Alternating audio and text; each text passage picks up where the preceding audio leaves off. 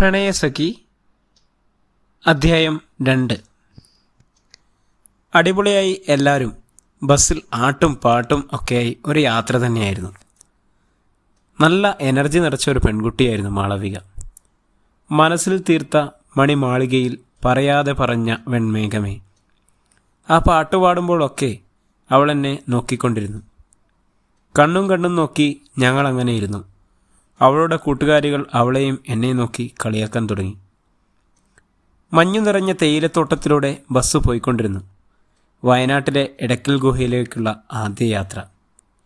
ഇല്ലിക്കാടിനടുത്ത് ഞാൻ ദൂരേക്ക് നോക്കി നിന്നപ്പോൾ അവൻ്റെ അടുത്ത് വന്നു നിന്നു.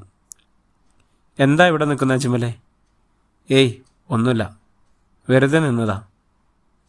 ആ പാട്ട് ഭയങ്കര ഇഷ്ടമായിട്ടോ. അത് അജ്മൽ പാടുമ്പോൾ എന്തിനാ എന്നെ നോക്കി? തന്നോടൊരു ഇഷ്ടം തോന്നിയത് കൊണ്ടാണ്. എന്തിഷ്ടം എന്ന് ചോദിച്ചാൽ ഞാൻ എന്താ പറയാ മാളവിക, ഇഷ്ടമാണ് തന്നോട്. അതിരിക്കട്ടെ, താനെന്തിനാ എന്നെ തന്നെ നോക്കിയേ? അജ്മൽ നോക്കിയപ്പോൾ എനിക്ക് നോക്കാതിരിക്കാൻ കഴിഞ്ഞില്ല. പിന്നെ എന്തോ അവളുടെ മുഖം ചുവന്നു തൊടുത്തു. മാളവിക, തനിക്ക് ഇഷ്ടമുണ്ടോ എന്നോട്? ഞാൻ പോട്ടെ അജ്മൽ, അവരൊക്കെ കാണും. ഹേയ്, പോകുന്നതിന് മുൻപൊന്ന് പറഞ്ഞിട്ട് പോയിക്കൂടെ? ഇഷ്ടമാണ് എനിക്ക്. മാളവിക തന്നെ കുറേ നാളായി മാത്രം തന്നെ ഞാനിങ്ങനെ നോക്കിക്കൊണ്ടിരിക്കുകയല്ലേ. എന്തിനാ അജ്മല ഇങ്ങനെയൊക്കെ? താൻ നല്ലൊരു പാട്ടുകാരനല്ലേ, നല്ലൊരു വയലിനിസ്റ്റ് അല്ലേ, നല്ല ഡ്രം കലാകാരനല്ലേ. എന്നെപ്പോലെ ഒരു മണ്ടിപ്പെണ്ണിനെ എന്തിനാ ഇത്രയും സ്നേഹിക്കുന്നത്?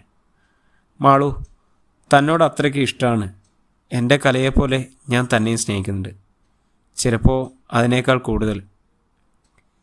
ഞാൻ തന്നെ എൻ്റെ കൂടെ വിളിച്ചാൽ വന്നൂടെ അജ്മൽ? അജ്മൽ, എനിക്കിഷ്ടമാണ് തന്നെ, തൻ്റെ പാട്ടുകൾ, സ്വഭാവം എല്ലാം. എന്നെങ്കിലും ഒരിക്കൽ എന്നെ വിട്ടുപോയാൽ എനിക്ക് സഹിക്കാനാവില്ല കേട്ടോ. മാളു, ഞാൻ അങ്ങനെ വിട്ടുപോകുമെന്ന് തോന്നുന്നുണ്ടോ? അജ്മൽ, സ്നേഹിക്കാറില്ല ഞാൻ ആരെയും. എന്നാൽ സ്നേഹിച്ചവരെ ഞാൻ വിട്ടുകൊടുക്കില്ല. എനിക്കതിന് കരയാനാവില്ല, അതാണൊരു കാര്യം. മാളു, എനിക്ക് താൻ ജീവനാണ്, അത്രയും ഇഷ്ടമാണ്. മാളുവിനെ നെഞ്ചിലേക്കൊന്ന് ചേർത്ത് പിടിച്ച് ഞങ്ങളങ്ങനെ നിൽക്കാൻ തോന്നി. എന്തോ ഒന്ന് സ്വന്തമായി ചേർന്ന അവസ്ഥ. മാളുവിൻ്റെ കൂട്ടുകാരികൾ അങ്ങോട്ടും ഇങ്ങോട്ടും വന്നു. അജ്മൽ, എന്ന് തുടങ്ങിയത്? മിണ്ടാപ്പൂച്ച കലമുടച്ചലോടെ പ്രീതി, അവർ പരസ്പരം കളിയാക്കിക്കൊണ്ടിരുന്നു. അവളുടെ ചേർത്ത് പിടിച്ച കൈവിരൽ വിട്ട് അകന്നു പോകുന്ന അവരുടെ കൂടെ പോകുമ്പോൾ അവൾ എന്നെ നോക്കി, ഞാൻ അവളെയും. വണ്ടിയിൽ ഞാൻ അശോകൻ്റെ സീറ്റ് കുറച്ച് മാറ്റിയിരുത്തി. മാളു എൻ്റെ അരികിലായി വന്നിരുന്നു. വണ്ടി പതുക്കെ മുന്നോട്ട് നീങ്ങിയപ്പോൾ ഞാൻ അവളുടെ കണ്ണുകളിലേക്ക് ഒന്ന് നോക്കി. അവൾ എന്നെയും. ഞങ്ങൾക്ക് ചുറ്റുമുള്ളതൊന്നും കാണുന്നുണ്ടായിരുന്നില്ല. അവളുടെ കൈ ചേർത്ത് പിടിച്ച് അവളെ എന്നിലേക്ക് ചേർത്തിരുത്തുകയായിരുന്നു. മാളു എന്നോട് ചേർന്നിരിക്കുമ്പോൾ എന്തോ ഒരു പ്രത്യേക സുഖമാണ്. വിരലുകൾ കോർത്ത് അവൾ എൻ്റെ നെഞ്ചിൽ തലവെച്ച് അങ്ങനെ കിടന്നു. അവളിൽ അങ്ങ് അലിഞ്ഞില്ലാതായി പോവുകയായിരുന്നു ഞാൻ. എനിക്കറിയില്ലായിരുന്നു. മാളു, എന്താ അജ്മൽ, നീ എന്നെ എത്രമാത്രം സ്നേഹിക്കുന്നുണ്ട്? ഞാൻ എങ്ങനെയാ അജ്മൽ അത് പറയുക? ഒരുപാട് ഇഷ്ടമല്ലേ നിന്നെ? അപ്പോഴേക്കും പിള്ളേർ അജ്മൽ പാട് എന്ന് ബഹളമായി. ഞാൻ പാടിത്തുടങ്ങി. മാളു അത് ഏറ്റുപാടി. മാളുവും നന്നായി പാടുന്നുണ്ട്. വയനാട് മുഴുവൻ കറക്കമായിരുന്നു. എൻ്റെ ഫോണിൽ നിറയെ മാളുവിൻ്റെയും എൻ്റെയും ചിത്രങ്ങൾ കൊണ്ട് നിറഞ്ഞിട്ടുണ്ട്. ബാക്കി സഹപാഠികളെല്ലാം ഞങ്ങളുടെ പ്രേമം മനസ്സിലായതുകൊണ്ട് എല്ലാവരും ഞങ്ങൾക്ക് സൗകര്യപൂർവ്വം മാറിത്തന്നു. ഞങ്ങളുടേത് മാത്രമായ ദിവസങ്ങൾ. പൂക്കോട് തടാകത്തിൽ ഞങ്ങൾ രണ്ടുപേരും മാത്രമായി ബോട്ടിംഗ് നടത്തി. 2 അലങ്കാര മത്സ്യങ്ങൾ തമ്മിൽ മുട്ടിയും ഉരുമിയും നീന്തി തുടിക്കുന്നത് ഞങ്ങൾ നോക്കി നിന്നു. കാഴ്ചകൾ കണ്ട് അങ്ങനെ നടന്നു. ആരോരുമില്ലാത്ത ഇടവഴിയിൽ ഞങ്ങൾ നടക്കുമ്പോൾ എൻ്റെ നെഞ്ച് തുടിച്ചു. എൻ്റെ നെഞ്ചിൽ അവളെ ഒന്ന് ചേർത്ത് പിടിച്ചപ്പോൾ അവൾ ആഗ്രഹിച്ചതുപോലെ നെഞ്ചിലേക്ക് ചേർന്ന് നിന്നു. കൈക്കുമ്പിളിൽ കോരിയെടുത്ത അവളുടെ മുഖത്തിലേക്ക് എൻ്റെ മുഖമൊന്ന് അടുപ്പിച്ചപ്പോൾ മാളു എന്നെ ഒന്നുകൂടി ചേർത്ത് പിടിച്ചതുപോലെ തോന്നി. നെറ്റിയിൽ നിന്നും കണ്ണുകളിലൂടെ മൂക്കിന് തുമ്പിലേക്ക് അരിച്ചിറങ്ങിയ എൻ്റെ ശ്വാസം അവളിലേക്ക് കലർന്നതുപോലെ. ഹൃദയത്തിൻ്റെ ഇടിപ്പ് എനിക്ക് നന്നായി ഫീൽ ചെയ്തു. അവളുടെ ചുവന്ന ചുണ്ടുകളിൽ എൻ്റെ വിരലൊന്നമർത്തിയപ്പോൾ അവൾ എന്നെ ഒന്നുകൂടി ചേർത്ത് പിടിച്ചു. എൻ്റെ മുഖം അവളുടെ ചുണ്ടുകളിലേക്ക് പോകുമ്പോൾ അവൾ എന്നെ തള്ളിമാറ്റി. ഒന്നും മിണ്ടാതെ അങ്ങനെ നടന്നു. മാളു, എന്താ പറ്റിയേ? ഒന്ന് പറഞ്ഞിട്ട് പോ. എത്ര ചോദിച്ചിട്ടും അവൾ മിണ്ടിയില്ല. വണ്ടിയിൽ എൻ്റെ കൂടെ ഇരുന്നില്ല. പിന്നീടുള്ള സ്ഥലങ്ങളിലൊന്നും അവൾ എൻ്റെ കൂടെ ഉണ്ടായിരുന്നില്ല. ഞാൻ തനിച്ചായ പോലെ. അവൾക്കിഷ്ടമായില്ല ഞാൻ അങ്ങനെ ചെയ്തത്. എല്ലാം എൻ്റെ തെറ്റ് തന്നെയാണ്, യാതൊരു തർക്കവുമില്ല. അവളെ കണ്ടൊന്ന് സോറി പറയാൻ പോലും മുഖം തരുന്നില്ല. തിരിച്ച് യാത്ര ഏറെ വൈകിയിരുന്നു. വയനാട്ടിൽ നിന്നും തിരിക്കാൻ തന്നെ ഒത്തിരി വൈകി. നാളെ പോകാനാണ് ഉദ്ദേശിച്ചതെങ്കിലും ശക്തമായ കാറ്റും മഴയും ഉള്ളതുകൊണ്ട് ഒരു ദിവസം വയനാട്ടിൽ താമസം ഒഴിവാക്കിയായിരുന്നു അവസാന ടൂർ തീരുമാനം. എൻ്റെ അടുത്ത് അശോകായിരുന്നു ഇരുന്നത്. അവൻ്റെ ദേഹത്തെ ചായൽ കൊണ്ട് ഞാനൊരുവിധം മടുത്തു. ഒരു വിധമാണ് ഒന്ന് മയങ്ങിത്തുടങ്ങിയത്. ഉറക്കത്തിൽ എന്നെ ആരോ കെട്ടിപ്പുണരുന്നത് പോലെ തോന്നി, ചെറുതായി കരയുന്നത് പോലെയും. ഒന്ന് കണ്ണു തുറന്നപ്പോൾ അത് മാളുവായിരുന്നു. അശോകൻ്റെ സീറ്റിൽ ഇരുന്ന എൻ്റെ നെഞ്ചിൽ തലവെച്ച് എൻ്റെ പെണ്ണ്. ഞാൻ അവളെ ചേർത്ത് പിടിച്ചു. അവളുടെ ചെവിയിൽ പതുക്കെ പറഞ്ഞു, സോറി. എന്തിനാ സോറി അജ്മൽ? ഞാനല്ലേ പറയേണ്ടത്? ഞാനല്ലേ മാളുവിന് ഇഷ്ടമില്ലാതെ ഓരോന്ന് ചെയ്തത്? മാളു പതുക്കെ കൈകൊണ്ട് അജ്മലിൻ്റെ വായി ഒന്നമർത്തിപ്പിടിച്ചു. എന്നോട് ക്ഷമിക്കണം എൻ്റെ അജ്മൽ. ഞാൻ അവളെ ചേർത്ത് പിടിച്ചു, എന്നിലേക്ക് ചേർത്ത് വെച്ചു. കഴുത്തിലൂടെയും കവളിലൂടെയും ഒക്കെ ചുണ്ടുകൾ ഇഴഞ്ഞു നടന്നു. ഞങ്ങൾക്ക് വേണ്ടിയായിരുന്നു ആ ടൂറ്, ഞങ്ങൾക്ക് വേണ്ടി മാത്രം. ആ യാത്രയിൽ മുഴുവൻ നല്ല ഓർമ്മകൾ മാത്രമായിരുന്നു.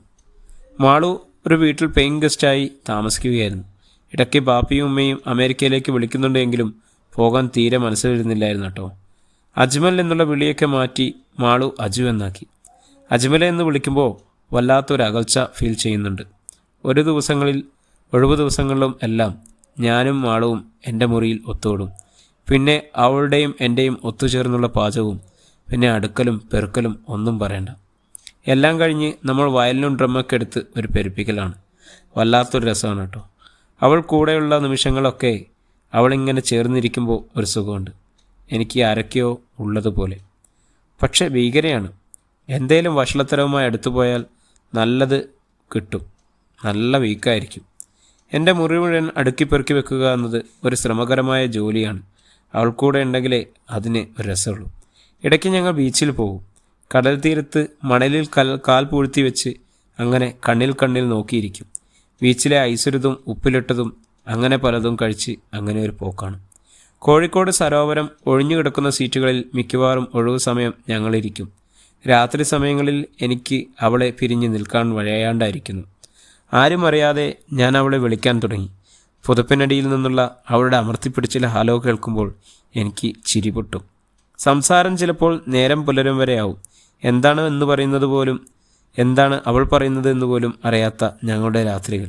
എൻ്റെ ശ്വാസനിശ്വാസങ്ങൾ അവളെ വല്ലാതെ ഡിസ്റ്റർബ് ആക്കുന്നുവെന്നറിയുമ്പോൾ ഞാൻ ഒന്നുകൂടി അങ്ങനെ എൻ്റെ നിശ്വാസം അവളിലേക്ക് ഏൽപ്പിക്കും.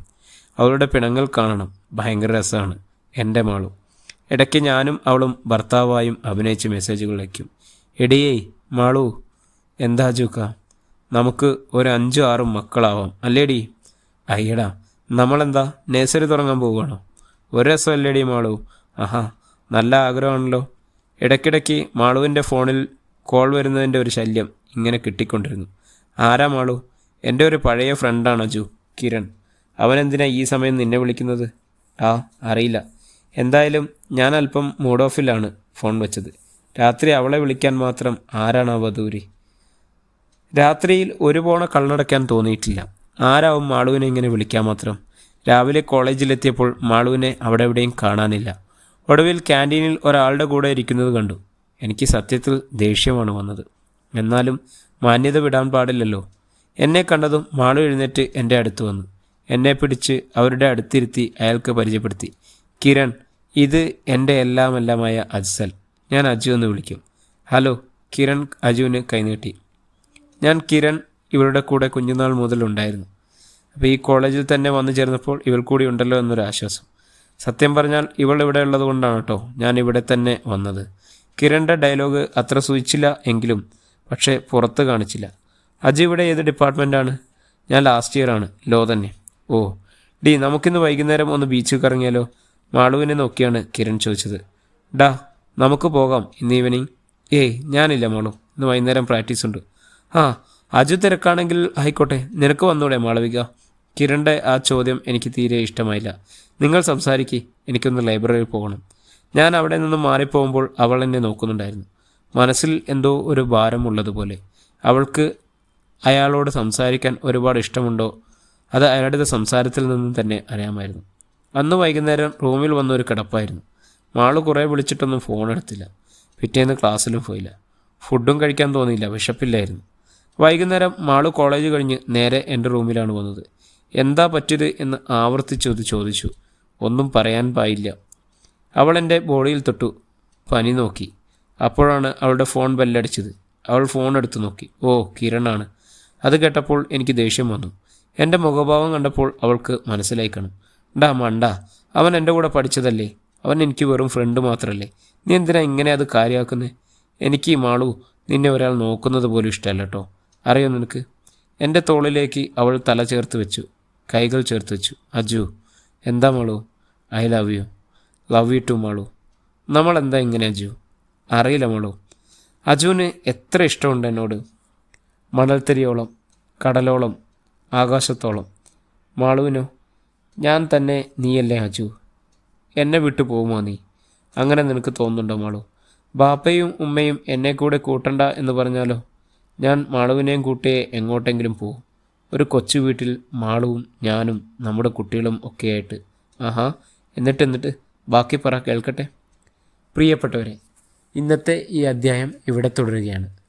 അജുവിൻ്റെയും മാളുവിൻ്റെയും പ്രണയങ്ങളും കിരൺ അവർക്കിടയിൽ വില്ലനാവുമോ എന്നുള്ള വിശേഷങ്ങളൊക്കെ അറിയാൻ വേണ്ടി നമ്മുടെ അടുത്ത അധ്യായം കേൾക്കുന്നതിനും വേണ്ടി നമ്മുടെ ചാനലൊന്ന് സബ്സ്ക്രൈബ് ചെയ്യുക, ബെല്ലൈക്കൺ അമർത്തുക, കൂടെ കൂടുക. എല്ലാവർക്കും നല്ലൊരു ദിവസം ആശംസിച്ചുകൊള്ളുന്നു. Bye bye.